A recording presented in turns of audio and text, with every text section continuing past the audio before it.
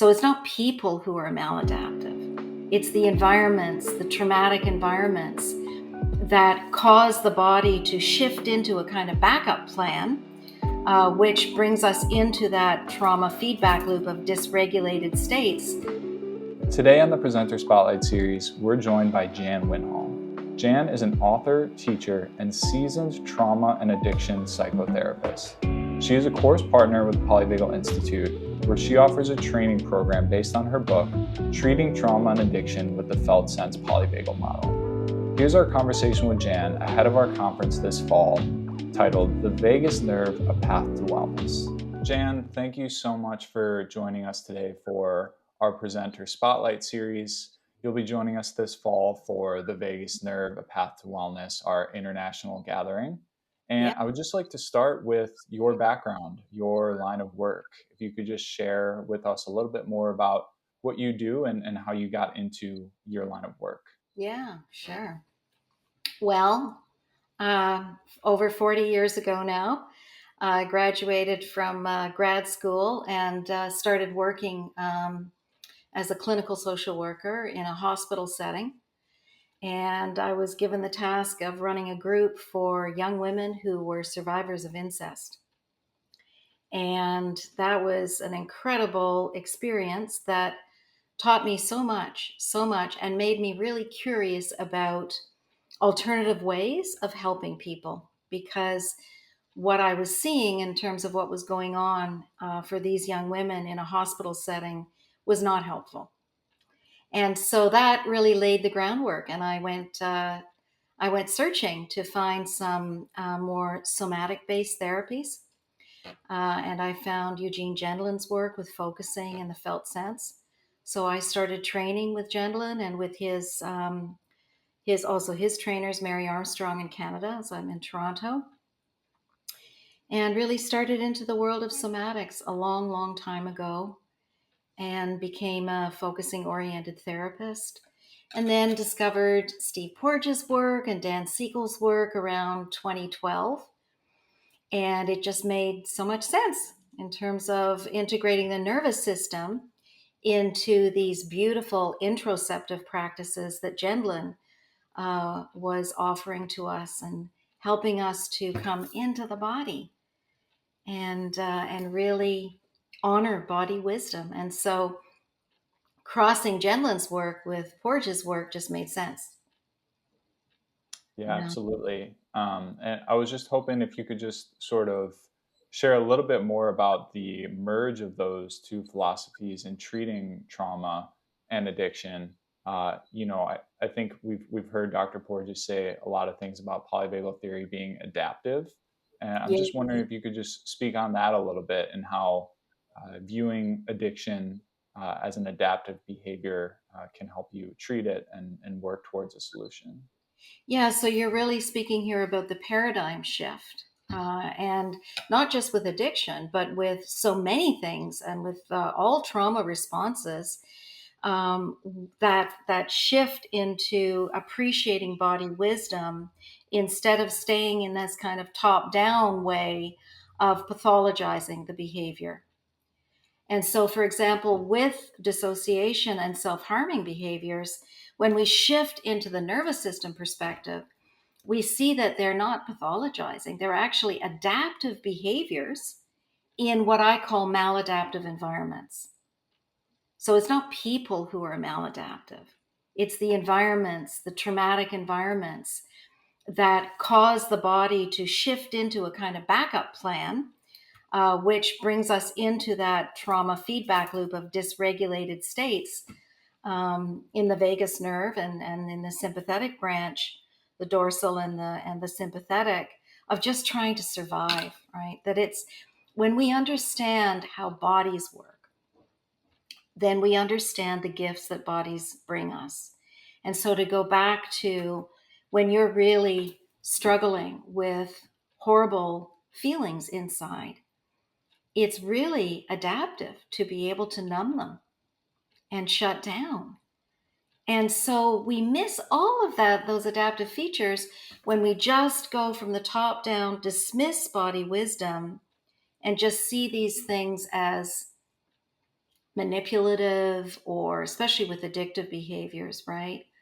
Um, or um, or we just don't understand association, and so we don't understand why during sexual assault, for example, people would shut down. And then we say, well, we just judge and say, well, why would they run away? But when we understand through the lens of the nervous system, we understand that the body immobilizes to numb and try to stay safe. And so that's a beautiful way of understanding us as human beings. And we miss that, all of that, when we just describe people as having disorders and then judge them a lot of the time. Even though we try not to, we do because we don't get it. And that body forward approach, that nervous system lens that you're referring to, I'm wondering if you could just kind of bring us into your model and how you treat trauma and addiction with the Felt Sense Polyvagal Model. Could you Yeah. share a little bit about that, how you developed it, and what that looks like for people that you're working with? Yeah, so basically, what I had been trained by Gendlin in felt sense, which is essentially an interoceptive process, right? Felt sensing helps us to slow down and feel into the information that our bodies are giving us around sensation and also emotion and also memory, right? Bodies carry the memories of everything that's happened to us. And so Gendlin, in his genius, really, he discovered that people that were doing well in psychotherapy, and this was through a lot of research that they did with Carl Rogers, who's a famous psychologist in the States, that people that did well in psychotherapy, people that were able to make big changes in their lives, were people that were integrated into their bodies. Surprise, surprise. Mm-hmm. And so Gendlin developed this experiencing scale, which is really like an interoceptive measure of how embodied people are able to be. And you can see how it crosses so beautifully with Steve Porges' work with the body questionnaire. So really what I did is I had this training in interoception and how to help people to slow down and feel safe enough to come to touch into the body, because that's a very scary thing to do when you're in a trauma state. So we titrate a lot, and so teaching people how to do that, and then merging that in with neuroception, with the body's nervous system and the vagus nerve, and helping people to be able to regulate the vagus nerve, and then also how interoception and neuroception are really two sides of a same kind of bodily process. And they form this beautiful feedback loop. I don't think you can really separate them because one informs the other in a kind of biofeedback system in the body. And so this is how, I mean, it just made sense to me. I had an opportunity to meet Steve Porges in 2018, and I said to him, I think this thing in focusing we call a felt shift. This was when you're able to touch down inside and and just being with whatever is there in this really beautiful, compassionate way where we would co-regulate with a focusing partner, and and then allowing the body's natural process of being able to heal and know the right next step, which is also very polyvagal. um, and then realizing that that process is so informed by the nervous system, and there is what we call this felt shift, a physical release in the body where you feel better. Often it would come, say, with tears, or sometimes even with laughter, where you have a conversation with your friend. It's a natural process in the body, and you feel better. You're like, well, nothing about the problem really changed, but I feel so much better because I stayed with it and I welcomed what was really uncomfortable, which is the opposite of what we're taught to do in the top down world. And so I said, I think this felt shift we talk about is a shift into the ventral vagus. And he said, absolutely. And that was it. That was the birth of my book. And when you're talking about the vagus nerve and a shift into the ventral vagal state, how do you think about the vagus nerve in your work? Obviously, our conference is going to be all about the vagus nerve from a wide range of folks who are going to share, how they look at the vagus through their line of work. But just in terms of you, when you're working with a client and you're treating somebody with trauma or working through addiction, how do you think about the vagus, and how do you to speak with those folks about the vagus? Yeah, that's a really good question.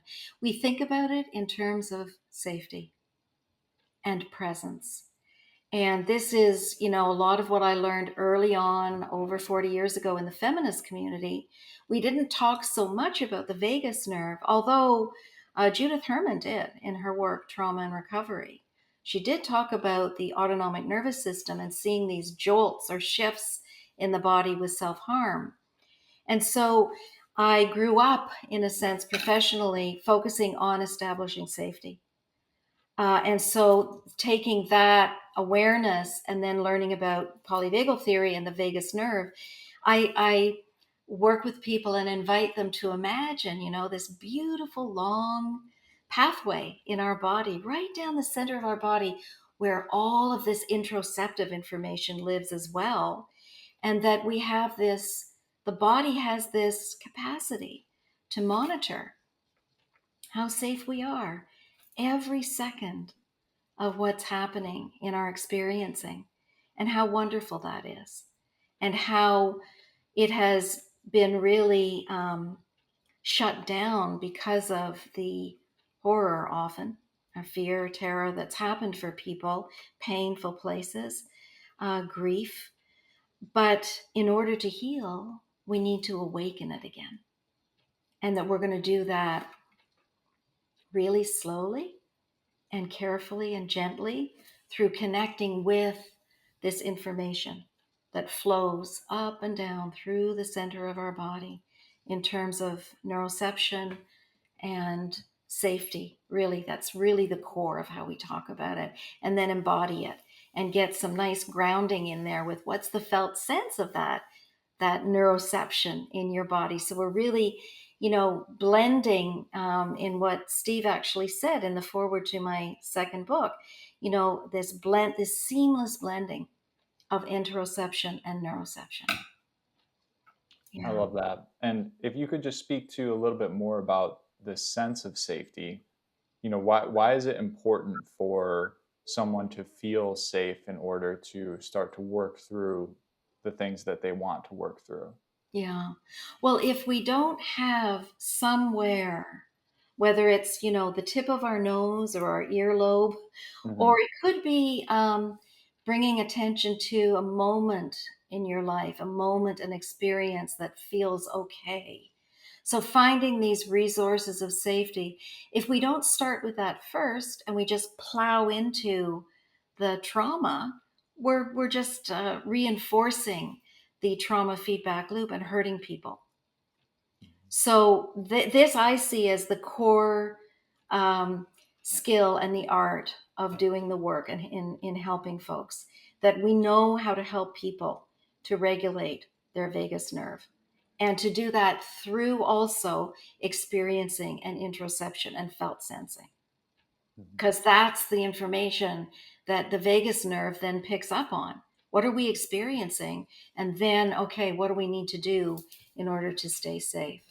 So we must establish some measure of safety first. And of course, that also comes through the relationship that we make with our client, right? The co-regulation, that we can hold whatever comes into the room and help them to be able to learn how to be with it with compassion.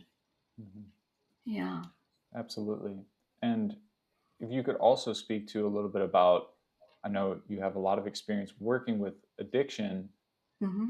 and I know that it's a journey for folks, but I'm wondering if you could share a little bit more about where you would start, or just, the top line of advice with someone who's experiencing this right now. In your previous experience, what would you tell that person? So somebody that's really struggling with addictive behavior, it depends on how urgent the stopping is. Like for some people, they would come and it's a crisis because they're acting out and they're going to lose their marriage, or their health is so deteriorated they're going to, they're facing serious health issues. Then, people, we use a harm reduction model because we're always working in collaboration with the nervous system. So the nervous system dictates how able we are to move through letting go of those addictive behaviors, because we define those addictive behaviors through a polyvagal lens as state regulation strategies to help us to survive. And this, I think, is really key to understand with self-harm, that you can't live in either a sympathetic flight-fight state or a dorsal shutting down state forever. It's not possible. You'll die eventually. So we have to have these behaviors that become addictive because they work well when we're not safe, to keep us shifting back and forth. So we work with all of that, and there's a lot of psychoeducation in the model, and a lot of always starting with establishing some measure of safety in the body. And then we use what we call the 4-circle harm reduction practice. And this is like a roadmap for how to begin into embodied practices that are building those neural pathways through the vagus nerve for safety. And at the same time, also offering, what are the behaviors that you want to start to reduce harm around? And what are the ventral vagal behaviors, the socially engaged behaviors that you can enter into to help you build these new vagus pathways? So we work a lot in groups. As soon as I can get people feeling able to come into a group, I really encourage that. And also in focusing partnerships, because that connecting together and helping bodies to rewire and feel more deeply into the felt sense that's the pathway to healing. So the short answer is we work with the body in collaboration with the nervous system and with the level of interoceptive experiencing that a person can tolerate really at the beginning. Yeah, and making the safe enough relationship with another person. And when you're sharing your wisdom this fall at our conference in Amelia Island, Florida, just wondering I know we're a little bit ways out, but just wondering what you're thinking about leading up to that conference. What's something that you hope that guests can take away from your presentation? I hope that people will begin to really appreciate not just the trauma responses of dissociation, but the addictive responses and see them as state regulation strategies, because it really shifts from a medical model and a brain disease model around addiction into a really strength-based model that is very hopeful. Because if people can feel safe enough in their bodies to let go of those state regulation strategies, they can maintain that for life if they do their daily practices. So it's a very, very hopeful model. It's the most potent model I have found for healing shame. Because what we just continually say is this is just how bodies work. Bodies will do what they need to do to survive in the end. And it doesn't mean you're a bad person. Good people do bad things. So it's incredibly uplifting. It leads to what we call moments of liberation for people.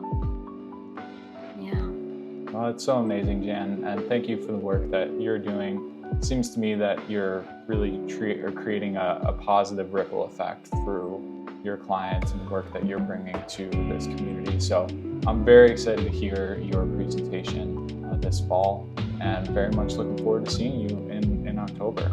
Yeah, it'll be great to meet in person, Mac. Thanks so much.